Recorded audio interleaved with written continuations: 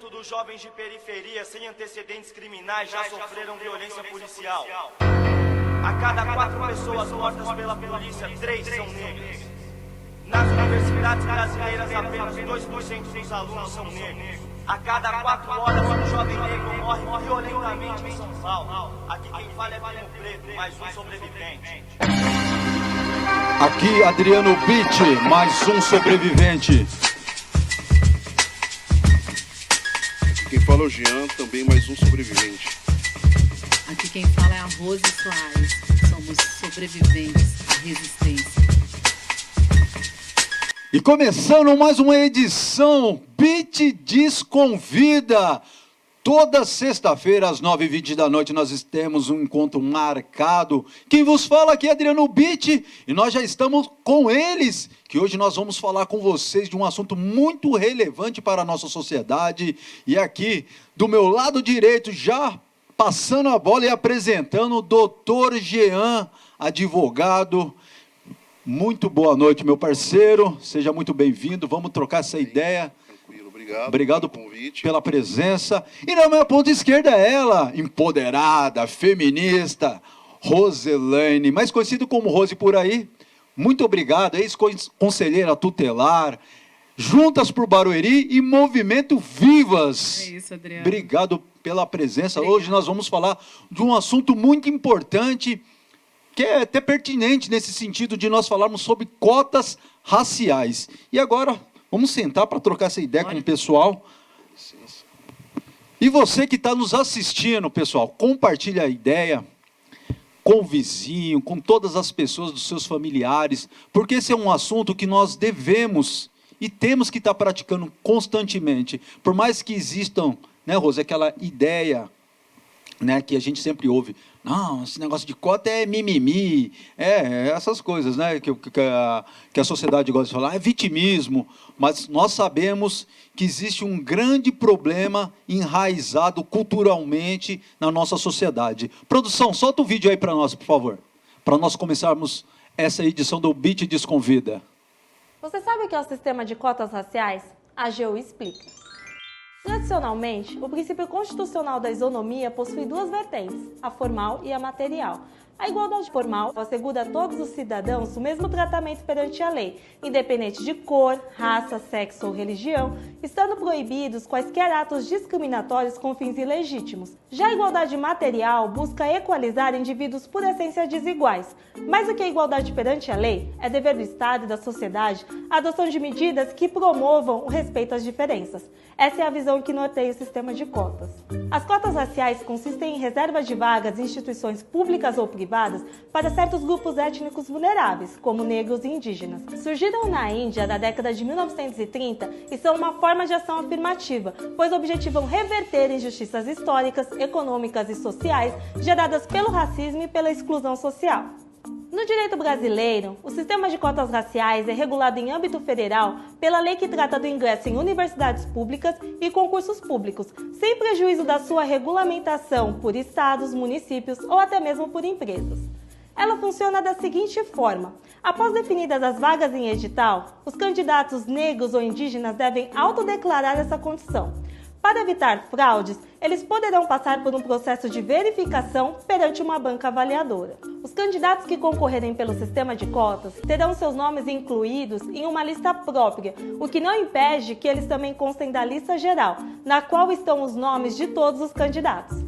Ao final, selecionados os melhores e para evitar injustiças, cotistas e não cotistas serão convocados em listas separadas e simultâneas, em atenção aos critérios de alternância e proporcionalidade. Isso significa que, se for reservado 20% das vagas, a cada 4 candidatos da lista geral, deverá ser convocado um cotista.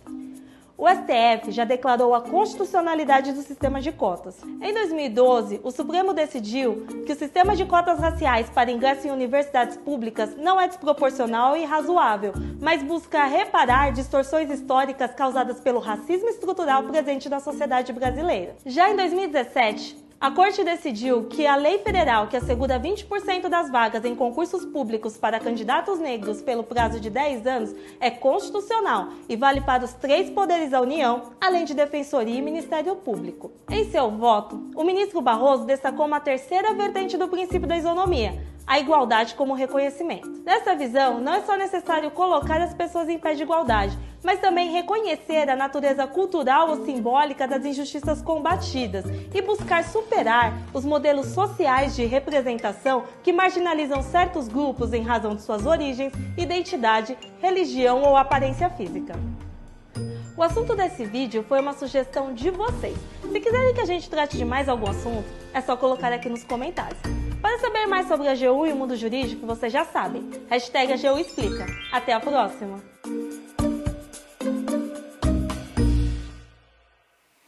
Mais didático do que isso, impossível.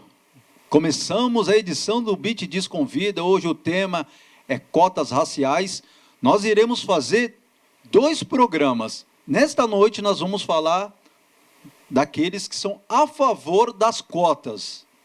E o próximo programa nós vamos convidar também aqueles também que têm uma opinião diferente da nossa, até porque a democracia é isso, opiniões diferentes respeitando.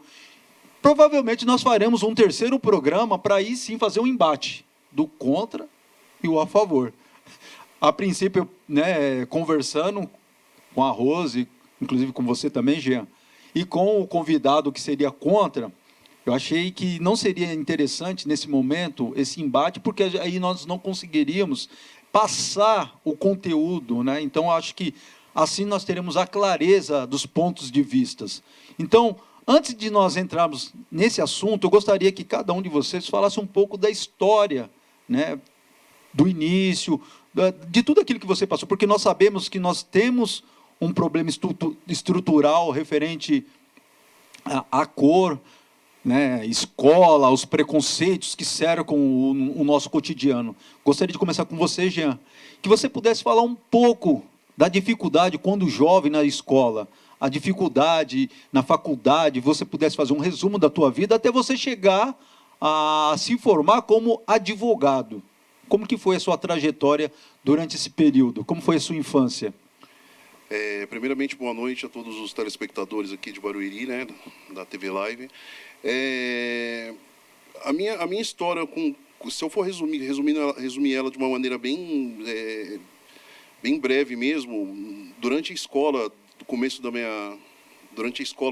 da minha vida, assim mesmo, né, eu tive muita dificuldade. Eu sofri o racismo, sofri alguns preconceitos ali, mesmo na segunda, na terceira série, que marcaram a minha vida para toda a vida, praticamente, porque aquilo acabou refletindo no meu futuro, até na vida acadêmica, na vida escolar, entendeu? Teve um episódio que você contou em off para mim, que aquilo lá também chapou meu coração, no sentido do bullying que você sofria constantemente em sala de aula, de amigos, coleguinhas da sala que brincavam com você, até que um dia você perdeu, né, a boa e acabou batendo nesse jovem. Conta para nós aí, como que foi isso? Isso foi lá no Paraná? Isso foi no Paraná. O pessoal acabou sempre com aquelas brincadeiras de criança, porque no começo, acho que as crianças, as jovens são reflexo dos adultos, né? E se o jovem, às vezes, vem fazer algum tipo de brincadeira com você, de repente ele aprendeu aquilo dentro da casa dele, porque não tem outro lugar, não tem outra localidade que ele possa ter aprendido aquilo.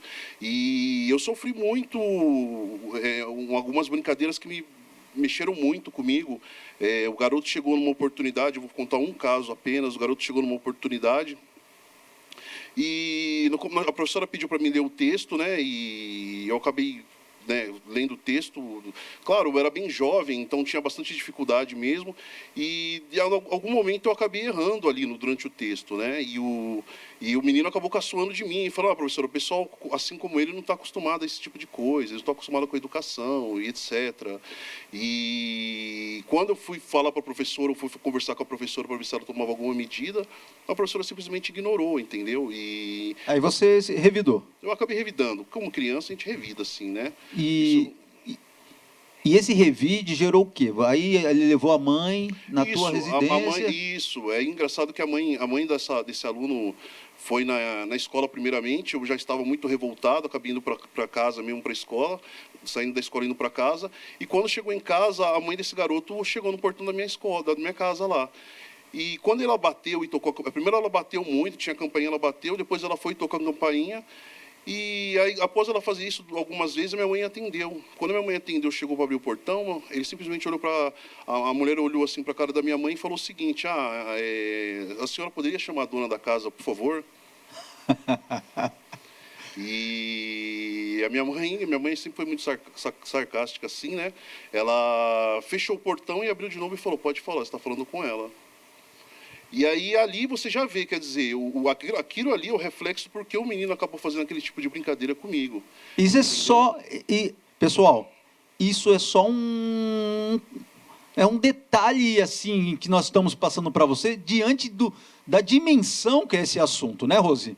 Você também, acredito que deva ter passado também por esses problemas, assim como o doutor Jean passou, né, de muitos brancos...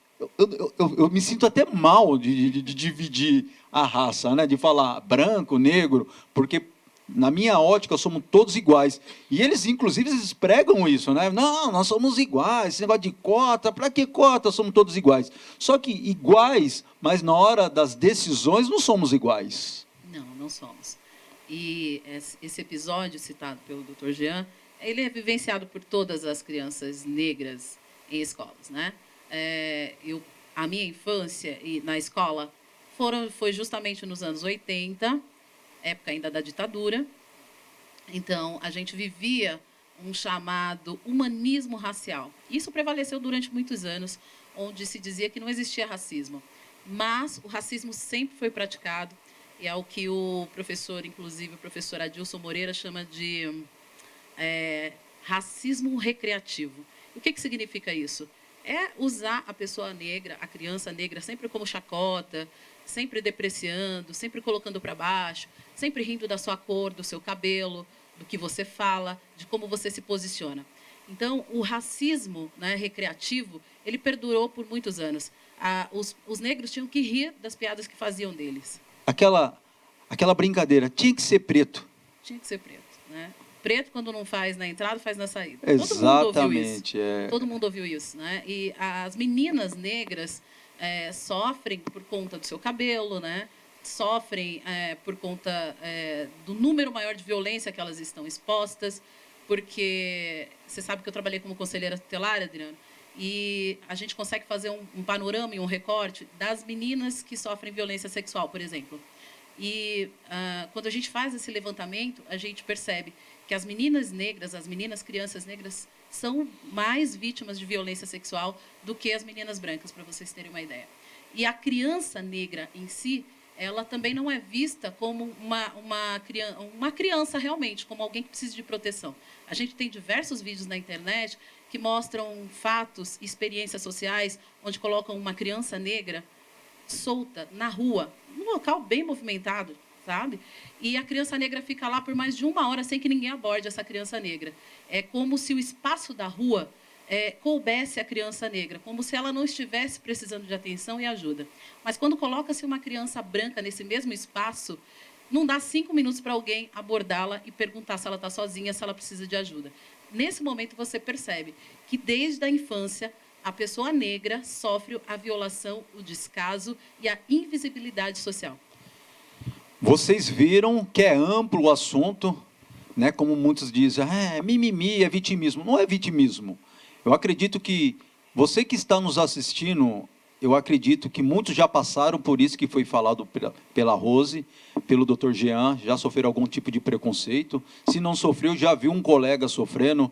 Então, é muito importante nós entendermos a história, os 300 anos que os negros sofreram, o cerceamento de evolução.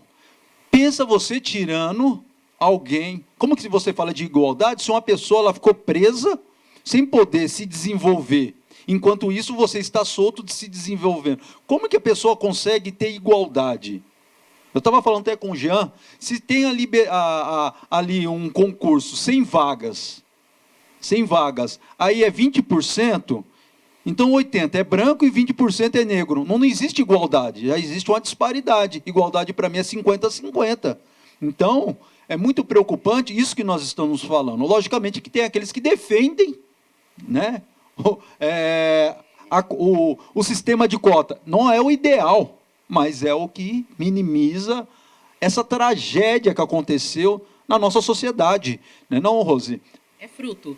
Na verdade, o que a gente vive hoje é consequência do que a gente chama de herança nefasta da época da escravidão. E essa época traz essas consequências até hoje. Então, quando a gente fala que a gente precisa de uma política afirmativa, como foi explicado no vídeo agora há pouco, a gente não está falando de algo que vai resolver o problema. Tá? É minimizar, né? A gente está falando de algo que reparação. é um remédio amargo, que é necessário nesse momento, mas que a gente sabe que ele não resolve o problema. Mas ele ameniza e ele dá a garantia da possibilidade de ingressarmos mais pessoas negras nas universidades, para garantir para essa pessoa, pelo menos, a possibilidade de ela conseguir um emprego melhor, dela disputar os mesmos espaços de poder e decisão política do país, nas empresas, enfim. Mas, assim, é uma herança que a gente tem e a gente não consegue, na verdade... A gente tem só, acho que 130 anos da falsa abolição, porque é uma abolição que não previu a inclusão social desses negros, que não previu a eles a possibilidade de acesso à educação, né, de assistência social, de trabalho, não dá para chamar isso de abolição. O que fizeram com os negros, na verdade, foi jogá-los à marginalidade. E o que garantiu isso aos negros que vieram depois? Ingresso aberto para esses negros na cadeia. Eu digo que a única universidade que é a desigualdade entre o negro e o branco, que é onde tem mais, né, é a universidade do crime. Porque a universidade didática, né, onde você realmente vai brigar por a vida acadêmica, aí sim rola uma desigualdade, porque o branco está bem à frente. Inclusive, né, doutor Jean, na tua sala de aula, no curso de Direito, quantos negros tinha na sua sala? Na minha sala mesmo tinha apenas eu. Meu Deus. De quantos alunos brancos? Eu creio que no final do curso chegou a 50, 55, 60 alunos. Tá, vamos colocar aí, vai. 50 alunos, um negro e 49. Cadê a igualdade? Não existia ali, né? E mesmo que... Não, mas só dar um parênteses aí. Aí o cara fala assim, mas não tinha mais negros porque os negros são acomodados. Porque, veja bem, a ignorância da sociedade de não entender, ele fala assim, os negros são preguiçosos. Os negros, eles não se qualificaram, porque eu também a mesma vida que eu tive, o negro também teve. Mentira. Quando nós estamos falando de desigualdade, nós estamos falando de uma amputação de 300 anos, né? Aí o cara fala assim, não, mas Adriano, veja bem, isso foi lá atrás, eu não tenho culpa, mas você está se beneficiando de um privilégio branco. Não, então... Não, justamente o que você falou. A pessoa, quando ela fala assim... Igual eu ouvi uma vez um político dizendo, eu sou contra cotas porque eu não escravizei ninguém. Mas estava vivendo... Ele usou esse argumento. Aí eu pensei da seguinte maneira. Ok, ele pode não ter escravizado ninguém realmente, mas a família dele, as gerações anteriores dele, de repente ele está bem do jeito que ele está. Exatamente. Porque as gerações anteriores se beneficiaram da escravidão. Hereditariedade. Entendi. Produção, solta o próximo vídeo. Cotas para negros nas universidades. Quero a tua opinião. Hein? É complicado. Mas acho que você deve ter uma opinião, né? Ou não? Sim, lógico. Fala. Bom, para mim isso daí eu acho que não deveria existir, tá? Por quê? Do mesmo jeito que o negro tem direito, o branco também tem, o amarelo, de várias outras culturas. Então, para mim, eu acho uma falta de respeito gigantesca com o ser humano. Quantos negros tem na sua classe? Esse ano tem 2. 2. E por que só tem 2, na tua opinião? Na minha opinião, por causa da... Na universidade inteira, se você for ver, tem cursos que é muito difícil você achar um negro. Então, mas por que você acha, então, já que você é contra a cota, Por quê? por que o negro, o afrodescendente, como se diz, não está na universidade? Boa pergunta. Boa pergunta. Por que será que os negros não estão na universidade, Rose? Por que será? Bom, o sistema ele é feito realmente para podar a população preta e pobre. E é importante que a gente diga que quando a gente está falando de cota racial, a gente também está falando de um recorte social, porque os pretos são a maioria das pessoas que estão nas periferias, que estão nos subempregos, que não vão ter grana para pagar uma escola particular, por exemplo, desde pequeno, para os seus filhos, e isso vai dificultar muito o acesso deles às principais universidades públicas, que são as melhores do país. Ou seja, o maior investimento que a gente tem em educação está nas universidades, as universidades públicas. Não está na educação fundamental, não está lá na base do ensino fundamental do 1º ao 9º ano e nem no ensino médio. Quem faz o ensino fundamental, o ensino médio em escola particular, sai muito lá na frente de quem estudou em escola pública. Ele vai conseguir tirar uma ótima nota no Enem, ele vai conseguir fazer vestibular para a Unicamp, para a Unifesp, para a USP, numa boa. E as pessoas que estudaram em escola pública a vida inteira não vão ter a mesma oportunidade que essas pessoas de acessar Então, a educação. desigualdade Total. total. Total, porque eu pego o meu exemplo mesmo, né, um conhecimento próprio. Não estou falando da vida de ninguém, do que aconteceu. Mesmo eu estudando numa escola particular, eu não sou cotista, não fui bolsista, cotista ou bolsista. Eu paguei meus estudos. Quantas horas de trabalho para você conseguir o teu objetivo? Bom, Adriano, foram muitas horas assim, eu não consigo mensurar. Mas você trabalhou segunda a segunda. Segunda, no sábado, finais de semana, sexta, domingo. Enquanto não tinha isso, descanso. o teu colega de sala de aula, nada contra, né, pessoal? Mas o teu colega de sala de aula foi custeado muitas vezes pelo pai, pelo poder aquisitivo, pela herança dos antepassados, e ele chegava na sala de aula.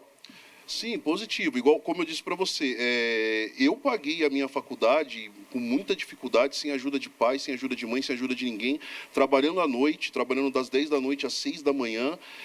Após sair 6 da manhã, eu pegava o ônibus, ia para a faculdade, chegava às 8 da manhã. Quando chegava na faculdade, eu já não aguentava mais. Eu estava no carro e tinha que ali aprender. Com que idade você entrou na faculdade, Jean? Eu entrei com 25, se eu não me engano, foi com 25, 26 anos. Pois é, e você sabe que a maior parte da população branca de elite, nessa idade, está saindo da faculdade. Positivo. Então, E mesmo esse esforço todo que eu tive, eu não fui um aluno, eu digo assim, um aluno com as maiores notas da sala, porque eu me esforçava muito, chegava muito cansado e ainda tinha que disputar de igual para igual. Não era uma disputa ali, porque ali eu estava fazendo o meu curso, mas aquilo refletiu, por exemplo, quando eu fui pegar minha carteira da ordem.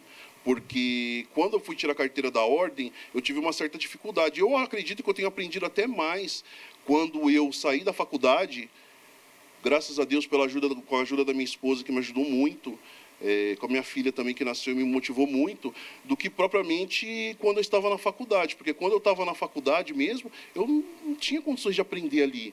Como é que eu ia aprender com aquele cansaço, com aquele sono? Minhas notas não eram as melhores, eu passei tudo ali em cima da média, sabe? esgotado. Esgotado. E isso porque eu estou defendendo as cotas justamente por esse motivo, por saber o que eu passei e não achar justo o que eu passei. Porque eu era o único aluno negro da minha sala e só eu passava aquilo ali. Não que eu acho que todos deveriam passar, eu acho pelo contrário, eu acho que ninguém deveria passar pelo que eu passei. Exato. Você está entendendo? Pela dificuldade que eu passei extrema. Então, assim, eu penso da seguinte maneira, pelo seguinte ponto. Se eu fosse bolsista, cotista da universidade, vamos dizer que fosse uma universidade pública, ou fosse uma pessoa que fosse cotista. Eu não precisaria, de repente, trabalhar da maneira que eu trabalhei tão intensamente, ao ponto de não conseguir assimilar as coisas e, de repente, não ir tão bem na faculdade como eu gostaria de ter ido. Teve pessoas que falaram assim, passei na primeira tentativa, passei na segunda. Eu não tenho vergonha, eu passei na quinta tentativa, acho que todo mundo tem o seu tempo, mas eu sei o que eu passei para poder continuar e concluir a faculdade, entendeu? Então, assim, eu não desejo isso que eu passei para ninguém. Justamente por isso eu sou a favor das cotas. Nós temos o colega... Não é o ideal. Não é o ideal. Que fique bem claro isso. Produção, vamos dar uma continuidade aqui. Tem um outro vídeo aí, inclusive a fala do MVBio, referente ao lance de cotas. Solta para nós aí, por favor. Posso esboçar minha opinião? Evidente. Primeiro, eu acho que não é verdade que todos os brasileiros têm condições de entrar na faculdade. Não por incapacidade mental, mas todos eles não estão concorrendo em igualdade. Primeiro porque o jovem negro, preto, que mora em favela, a primeira coisa que ele tem que fazer é tentar dividir, conciliar estudo e trabalho. Eu fui vítima disso. E minha mãe, ela esboçava um sorriso muito maior quando eu chegava em casa com o dinheirinho que eu arrumava na feira, que eu arrumava tomando conta de carro, quando eu vendia jornal, do que quando eu mostrava meu boletim com boas notas para ela.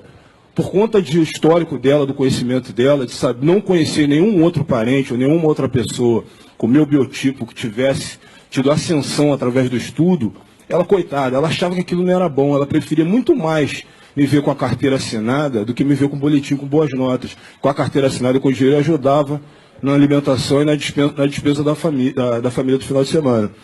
O que eu estou querendo dizer com isso? Muitos desses jovens que estão fora das universidades, fora da escola, é por conta de uma realidade social. E uma realidade social que explode a partir do momento que esse jovem quer ser diferente, ele quer ser visto. Porque quando ele sai da escola, ele entra no processo de invisibilidade, ele não é visto. Olha só, por exemplo, olha a representatividade. Aqui a gente está num programa, que é do Serginho, que é meu parceiro, eu gosto muito dele. Mas é a realidade brasileira. Você não vê os afrodescendentes representados na plateia. Aqui nessa plateia não tem uma diversidade racial como no Brasil.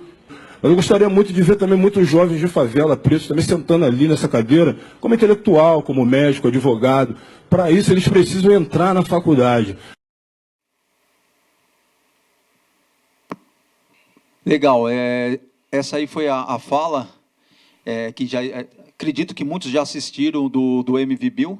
Está disponível no YouTube, é muito interessante a reflexão que ele traz, a clareza. Pessoal, nós vamos para um breve intervalo, o assunto aqui é muito gostoso, muito pertinente, fique aí com a gente que daqui a pouco voltaremos aí com mais Beat Desconvida e hoje o tema é cotas raciais. Visão Total Vistoria Veicular, empresa de vistoria credenciada pelo Detran, vistoria de transferência, vistoria garantida, vistoria cautelar e vistoria prévia. Visão Total Vistoria Veicular, 4382-1112, 4382-1112. Visão Total Vistoria Veicular, Avenida Itaqui, número 842, no Jardim Belval, próximo ao estádio do Arena Barueri. Visão Total Vistoria Veicular.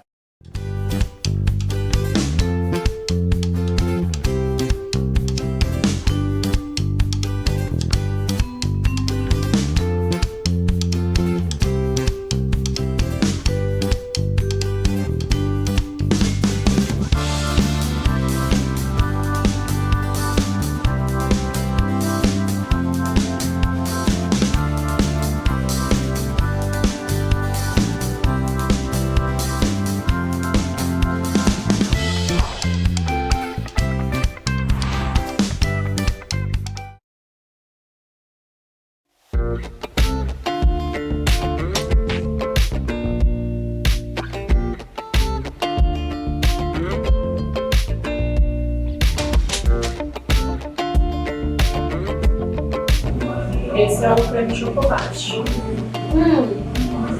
Meu Deus, é muito bom! Bom, gente, e eu tenho uma dica para vocês. Quando vocês virem aqui no Pavlova, não esqueçam de pedir o café, ainda mais acompanhado com as minis Pavlovas. Olha que delícia! E tem um mais lindo do que o outro. E também é uma delícia. E eu já vou degustar aqui pra vocês, viu? Olha que suspiros mais lindos.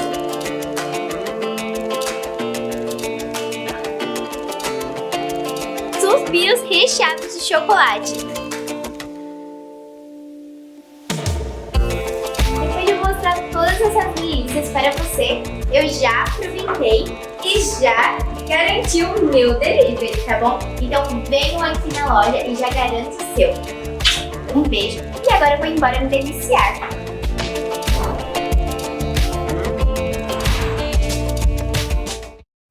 Olha, você que está acompanhando a programação da TV Barueri.live, a gente só traz dica bacana, dica boa. Olha só essa, Drogaria Kelly, localizado na Avenida Capitão César 743, Engenho Novo, Barueri. Tá precisando de medicamento? Procura lá o pessoal, são gente boa, o contato tá aí na tela, certo? Todas as informações eles entregam via WhatsApp. Olha só como é um atendimento personalizado. Vai na Drogaria Kelly, medicamento e pessoas altamente qualificadas para atender você.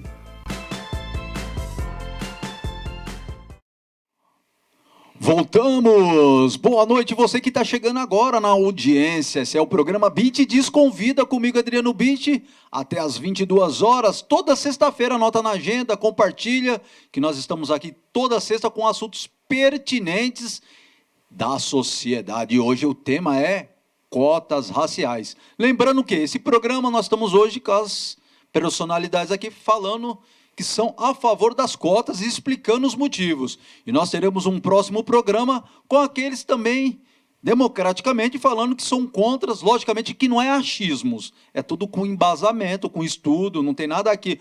Eu acho, igual os gado, né? Não, sabe? Quando a gente está falando, mas não rotula, gente, presta atenção.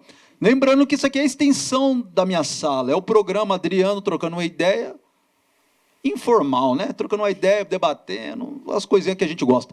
Mas, enfim, produção, nós temos uma pergunta aí para os nossos convidados que você pode soltar aí para nós, por favor. Produção. Não, vem as fotos primeiro, depois vem a pergunta.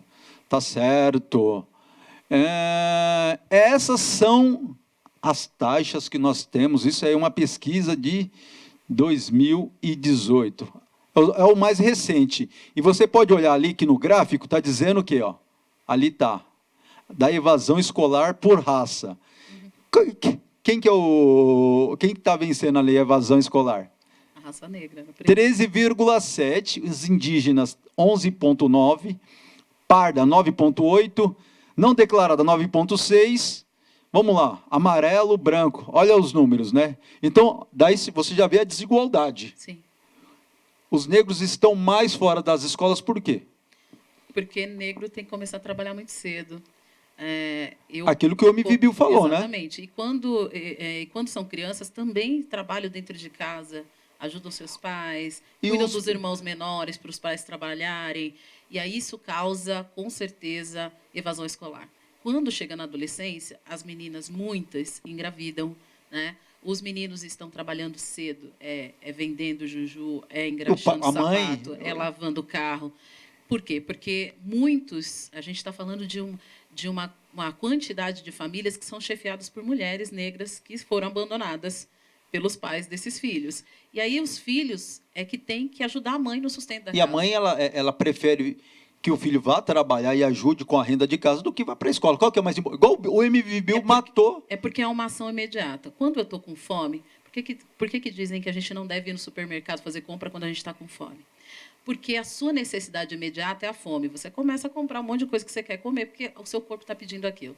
E a mãe, ela está pensando na necessidade imediata, que é suprir mesmo, é pagar o aluguel, é comprar um sapato, o livro do menino, é mandar para a escola, é comida na mesa. Então, quando a gente tem necessidades essenciais que não são supridas, né, minimamente supridas, a gente cai nesse problema. E aí, a desigualdade? Você vê os números de evasão que são mais entre os negros do que os brancos. Aí, quando que nós vamos falar de igualdade nessa disparidade? Eu acho que assim essa evasão escolar é reflexo da sociedade desde lá de trás, que acaba refletindo da gente agora. Ou seja, porque entre as pessoas brancas tem menos evasão escolar? Porque eles já estão estabilizados, a família deles já estão estabilizada desde lá, sabe? Exatamente. Antes Por isso que eu estou falando, quando se fala de vitimismo, de mimimi, mas eles não conseguem fazer uma reflexão lá de trás, que nem eu falei, a hereditariedade, a família que teve um suporte, que se beneficiou da época da escravidão, porque passou de geração para geração. Exato. Então, aqueles coronéis, barões do café, que usou os negros para fazer... Né, riqueza. Entendeu? Então, você está entendendo aí, mais ou menos. Estamos falando numa linguagem bem pública, popular, para que você entenda a desigualdade. Produção, solta a próxima foto aí. Fotinha para nós, produção. Aê! Ó, esse é o sistema carcerário, esse é um dado de 2020. Olha a diferença, brancos e negros. Em 2000, ali, 2015, tá tapado ali, era o branco 62.574, isso 2015.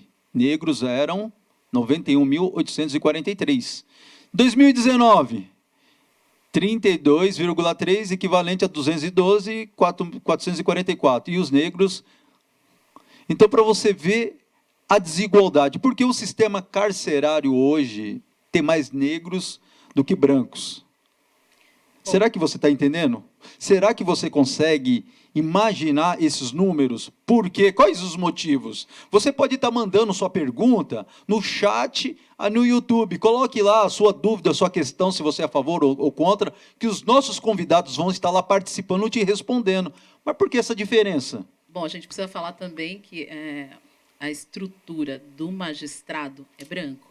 Tá? Então, a gente vai ter também um rigor a mais com qualquer criminoso que seja preto, porque a maior parte das pessoas que estão julgando são brancas. Isso faz uma diferença enorme. Tá? Depois disso, a gente tem que falar também do projeto de encarceramento em massa da nossa juventude. Né? Como eu disse lá no início, quando os negros foram falsamente libertos, eles foram jogados à marginalidade. Tudo que o negro fazia, inclusive jogar capoeira, era criminalizado. Né? Se o negro estivesse sentado numa calçada, foi criminalizado, eles chamavam de crime de vadiagem. Tá? Então, assim, não deram casa para ele, não deram trabalho, não deram educação, e ele não podia existir. O único lugar que ele podia existir era fora da visão dessa sociedade. E aí, o lugar que ele cabia era o cárcere. Né? É o que sobrou para esses negros. Então, a gente tem um sistema que é branco, que julga esses negros e joga e não na cadeia. Recupera. E a gente tem também a questão de... o pré-julgamento, né? Isso é feito pela Polícia Militar. A gente tem diversos casos, toda semana você tem casos de jovens negros que foram presos por um simples reconhecimento da vítima. E a vítima, que sabe que o cara... olha só, foi assaltada por um cara que era preto, estava de capacete, de máscara, e ela consegue fazer um reconhecimento facial. Como, gente? Como? doutor, Não, inclusive... Ô, doutor, você pode até falar isso com propriedade, né? Porque como você defende casos, você deve se deparar com eu acho que o caso mais recente agora, que inclusive deu bastante repercussão, foi daqueles irmãos que foram presos, no qual... Doutor Everton, inclusive, doutor Everton, ele é cotista, né? Militante, que inclusive ele trabalhou nesse caso. Ele trabalhou nesse caso com auxílio de outra advogada também, e o reconhecimento ali foi feito assim, pegaram simplesmente um depoimento de uma pessoa totalmente que não tinha a par da situação e colocaram os dois junto com outras pessoas que não se pareciam com eles. E pela lei, do STF já declarou que é inconstitucional você colocar duas pessoas, uma do lado da outra, elas têm que ser iguais. Por exemplo, vai colocar, eu cometi um crime, supondo que eu cometi um crime, eles têm que colocar mais duas pessoas parecidas comigo, negras, ao mínimo, entendeu? Eles não podem chegar lá, colocarem eu primeiramente, depois colocam duas pessoas brancas. Quem que é? Eu vi um negro correndo na rua, o único negro que tem ali. Você está entendendo? Produção, solta mais outra foto.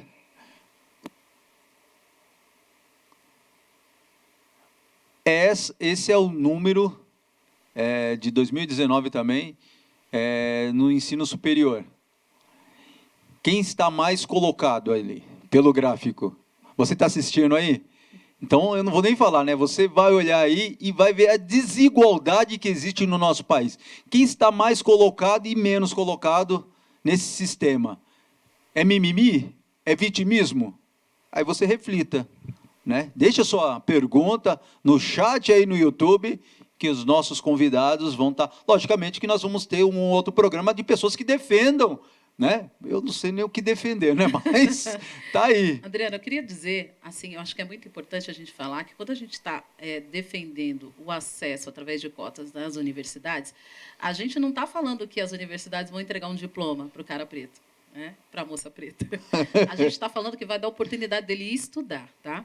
E isso quer dizer que ele vai precisar estudar muito, ele vai precisar fazer as provas, ele vai precisar entregar TCC, fazer os trabalhos, como qualquer outro aluno. Não vai ganhar uma nota se chegar lá, sentou... Muito pelo contrário, ele vai ter, como o Jean acabou de descrever, ele vai ter uma dificuldade mesmo porque ele tá ali, ele trabalha, ele muitas das vezes já é casado, né, porque a gente acessa também, quando consegue acessar, acessa em idade mais avançada do que os brancos, e ele vai precisar estudar muito, batalhar muito para conseguir terminar essa faculdade, mesmo sendo cotista, né?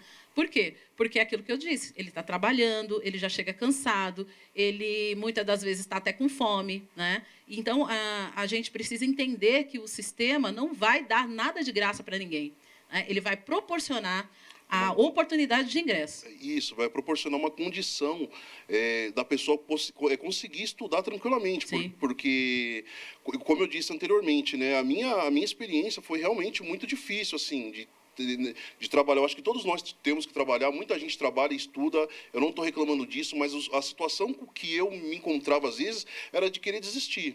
Uhum. Não foi nenhuma nem duas vezes que eu simplesmente falei, não, vou desistir, eu não aguento mais pelo cansaço. Inclusive, as pessoas julgam muito, elas falam o seguinte, porque não pode dar cotas, porque as pessoas ficam discriminadas, porque acham que a pessoa não tem capacidade. Pelo contrário, eu acho que o cotista, ele tem a capacidade, porque ele vai ter um descanso, ele vai poder, por exemplo, não trabalhar num serviço tão maçante. Ele vai poder se dedicar mais aos estudos. Se dedicar exclusivamente ao estudo. Eu não consegui me dedicar ao estudo. E como que você... Não, e dependendo da universidade, também ele tem acesso à alimentação adequada nessa universidade. Se for universidade pública, ele consegue isso, né? Muitas oferecem também um local para ele dormir, por exemplo. Talvez ele pare de pagar aluguel. Para algumas pessoas, isso pode parecer pouco. Mas, para quem está estudando, fazendo faculdade, o dinheiro da condução, você conta as moedas para conseguir... Eu sei que todos passam por isso. Né? E igual eu falei, não que eu quero que todos passem, na verdade, eu quero que ninguém precise passar por esses mares, entendeu? Exato. Mais outra falta aí, produção?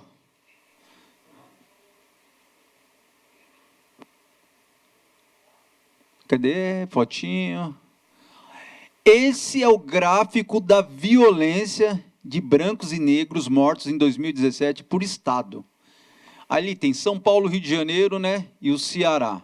Então, nesse gráfico, você vê quem mais morre pela violência no nosso país. Aí você fala assim para mim, mais uma vez, Adriano, para de mimimi. Gente, eu friso isso muito porque eu ouço isso, toda vez que eu toco nesses assuntos, é isso que me vem de algumas pessoas, inclusive do próprio negro, né? Tem vários. Ô, produção, agora tem uma pergunta que você pode também já estar rodando para nós aí, para os nossos convidados, para os dois. Eu gostaria de saber se é justo fazer cotas raciais aqui no Brasil somente para pessoas consideradas negras, pardas, indígenas, sendo que existem muitas pessoas que são brancas e que são pobres também, que moram em periferia e não têm esse direito. Eu gostaria de entender se isso é justo, se ela concorda ou se concorda com as cotas sociais, porque aí faz uma inclusão geral de toda a população menos favorecida. amigo Eliseu Santana, que inclusive ele é contra as cotas. Inclusive ele estaria no programa de hoje, mas nós dividimos, então ele vai estar no próximo programa para defender a tese dele, por que não as cotas. Mas ele deixou bem claro que ele é a favor das cotas sociais. Como que vocês veem essa colocação? Começando, você pega todos esses dados que você acabou de passar e você vê que todos os dados negativos, ou seja, quem morre mais na mão da polícia? O negro. Qual é a maior evasão escolar? O negro. Todos os dados que você pega, qual o maior tipo de pessoa que são encarceradas? O negro. Então, assim, você pega todos esses dados e compara eles com dados positivos, por exemplo. No caso, ele está dizendo para a gente que eu sou a favor de cotas sociais, etc. e tal. Nós sabemos que se tiver cotas sociais, o negro vai continuar ainda, entendeu? Ele não está entendendo o lance da reparação. A cota social, lógico, porque na periferia não só negros, mas também tem lá o pardo, o branco, muita gente vivendo também à margem da sociedade, sem estrutura, sem investimento, né? Nós sabemos disso. Também precisa também de uma reparação, mas não uma reparação como a dos negros que ficaram, né? Vamos voltar à história aí, você... escravizados. Pode falar... Olha só, quando a gente faz esse recorte, né? De quem são a população mais pobre também, se você for buscar um gráfico como o Adriano fez com as demais demandas, vocês vão perceber também que a maior parte da periferia pobre e vulnerável também é preta. Então, quando se faz a cota racial, automaticamente é social também, porque não vai ter preto rico participando do processo de cotas. Não vai ter, tá? Porque ele vai conseguir acessar normalmente, porque ele teve uma educação de base que vai permitir ele acessar normalmente sem precisar das cotas. É importante que se diga isso. E outro ponto que não se fala. Quando esse negro, né, que cresceu e nasceu na periferia, chega na idade de acessar o trabalho, e ele tem um amigo branco que também cresceu e nasceu com ele com as mesmas oportunidades na periferia, quem vai ter a primeira oportunidade de emprego vai ser o branco. O empregador vai olhar para os dois, que têm a mesma escolaridade, nasceram no mesmo bairro, mas ele vai preferir o branco. O branco pobre ainda vai estar à frente de qualquer negro da periferia no acesso ao trabalho, o que vai diminuir as chances desse negro entrar numa faculdade. Rose, aquele enquadramento de rotina da polícia... É com quem? Olha, Adriano, eu moro numa quebrada. Eu tomei um enquadro de rotina na tua quebrada lá. Olha só, aí... Tomei um enquadro lá. Então, assim, eu e minha família vinha da igreja de noite, 9 horas da noite. Meu irmão, negão, tipo Jean, assim, vindo da igreja de terno. A polícia passava pelos malas e parava o meu irmão. Né? Parava o meu enquadro, mão na parede, abre a perna. Só porque era? Preto. Então, assim, outro fato que eu preciso contar para vocês, que eu preciso dividir com vocês, vou aproveitar esse espaço, é que a polícia militar invadiu a casa da minha mãe, isso em 2012. Eu tinha acabado de entrar para o Conselho Tutelar, acusando o meu irmão de ser traficante, e invadiram a casa da minha mãe, eles abriram gavetas, eles quebraram o guarda-roupa, eles reviraram a cama. E eles falaram com uma certeza tão grande para minha mãe que meu irmão era traficante, que até a minha mãe achou que estava sendo enganada pelo meu irmão. Ele já começou... Um rapaz que nunca tinha colocado um copo de cerveja na boca, não fumava, era da igreja para o trabalho, do trabalho para a casa, da casa para a igreja. Então, assim, quando a gente está falando que realmente os nossos jovens negros estão correndo risco de vida por serem negros, é disso que a gente está falando. Quando a minha mãe me ligou, quase tendo um infarto em casa, porque a polícia estava lá dentro, dizendo que o meu irmão era traficante, eu falei, mãe, espera que eu estou indo para aí. Quando eu cheguei, eles já tinham ido embora. Chegaram num carro descaracterizado, sem mandado, né? O doutor sabe que a inviolabilidade do lar não vale para preto, não, gente, porque a polícia invade a hora que ela quiser. Pé na porta. E a minha mãe quase teve um infarto. A gente correu lá, foi buscar o meu irmão, a gente chamou um amigo lá que era advogado, fomos buscar o meu irmão no trabalho, levamos ele na delegacia, ninguém sabia dessa operação. Ninguém sabia dessa operação. Então, é assim que acontece na casa de todas. Muitos negros, não mudou. Continua. Aí eu fico pensando, se o meu irmão está em casa nesse dia, e ele fala qualquer coisa mais atravessada para um policial desse, Tinha. ele poderia ter sido morto e poderiam ter encontrado drogas lá em casa. Bom, ontem a Comissão de Constituição e Justiça da Câmara Municipal de São Paulo aprovou a PL 71 do vereador Fernando Holliday. Para quem não conhece Fernando Holliday, do movimento MBL... Não é mais, né? Agora, Não, mas que ele... parece que ele divorciou, ele iniciou divorciou, o movimento. Então quer dizer o quê? Que Ele tem, tá novo, né? tem um desenvolvimento aí muito forte nos bastidores, né, acontecendo. Infelizmente, né, encerramos o nosso tempo, já disseram até ali, ó, encerrar. O assunto é muito gostoso, é muito conteúdo para se falar em 1 hora, né? Mas vamos marcar uma outra ocasião para fazer esse embate, tá? Dos a favor e dos contra, né? No próximo programa nós vamos trazer os convidados para falar e defender a tese deles, porque eles são contras, inclusive são negros, né? Que são contra a cota. Então, bacana, eu quero agradecer desde já o meu amigo Dr. Jean, muito obrigado pela presença, de ter aceitado, né, e ter colocado um pouco da tua história e dividido com a gente. Quero agradecer a Rose também, que, Eu que agradeço. Isso é louco, essa negra aqui, sem palavra. Pessoal, programa Beat Desconvida é isso, assuntos pertinentes, toda sexta-feira às 9h20. Vou deixar rapidamente aqui o microfone para que vocês possam fazer suas considerações finais. Eu quero só agradecer esse espaço. Acho que é muito importante esse espaço que você dá para as pessoas da comunidade, as pessoas que estão ali, sabe, no dia a dia da comunidade, da população. Esse espaço, ele é muito importante, Adriano, e ele garante voz realmente para quem não tem voz.